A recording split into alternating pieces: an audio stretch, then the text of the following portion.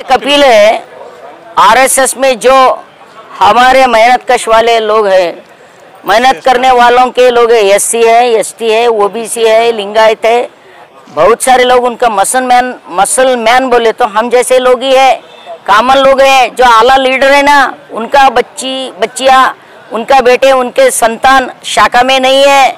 चुप दिखाने के लिए उस दिन ड्रेस डाल के मेरा बच्चा है देखो, मेरा बच्चा है देखो। कहाँ है उनका बच्चा? उन लोगों के ऊपर क्यों केस नहीं है? उन लोगों का बेटे बेटियां, उन लोगों का संतान तो बड़े बड़े स्कूल में विद्या हासिल कर रहे हैं और विदेश में भाग गए हैं। बड़े बड़े नौकरी लेके आराम से मस्त एसी रूम में है। कर्नाटक सौहार्द मंच से आज ये ऐलान करने आए हैं हम, जो चितापुर में दहशतगर्दी फैला रहे आरएसएस वालों ने, पता संचलन करते, प्रशासन करते बोल के, इसके सामने बहुत सारे संगठन हैं, वो लोग भी पता संचलन यानी कि प्रशासन करने के लिए तैयार हो गए।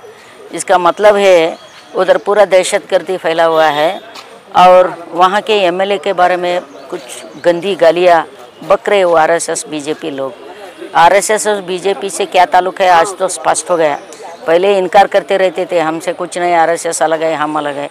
ये कितने झूठ है और शर्मनाक बात है। आरएसएस तो झूठों के ऊपर ही उसका एक खंबा खड़े हुए सो है। वो आरएसएस ने राष्ट्रीय सुಳ್ಳುಗಾರರ संघ, इसे हम कन्नड़ में बोलते हैं, ये राष्ट्रीय सर्वनाश समिति है।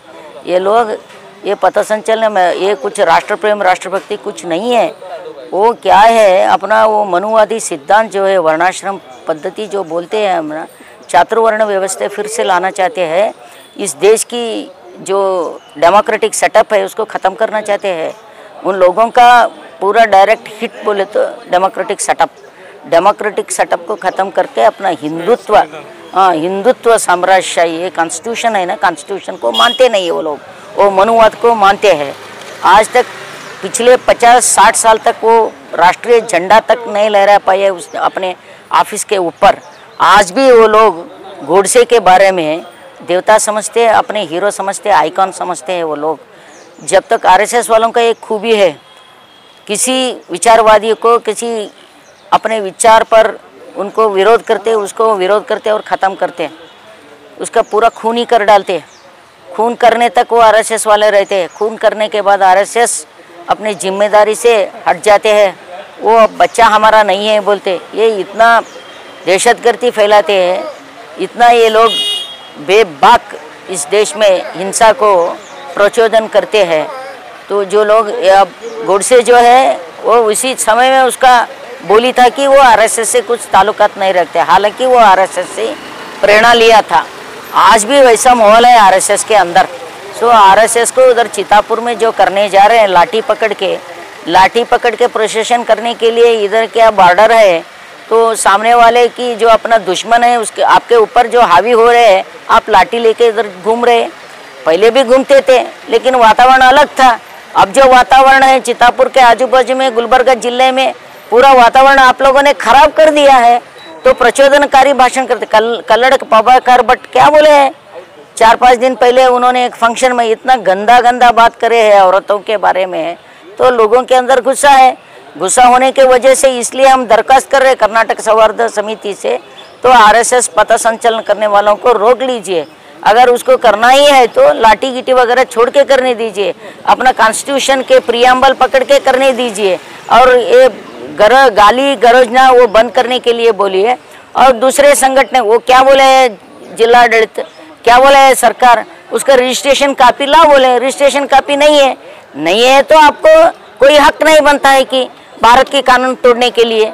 तो भारत के कानून तोड़ना नहीं है, इसलिए हमारा दरखास्त है वो जिलाडಳಿತ, जिला प्रशासन और कोर्ट को भी हमने विनती करते हैं, ऐसे दहशतगर्दी को यहाँ रोकिए। यहाँ पूरे शांति जो वातावरण है, वो नेम्मदी का जो वातावरण है, वो वातावरण खराब होने की संभावना है।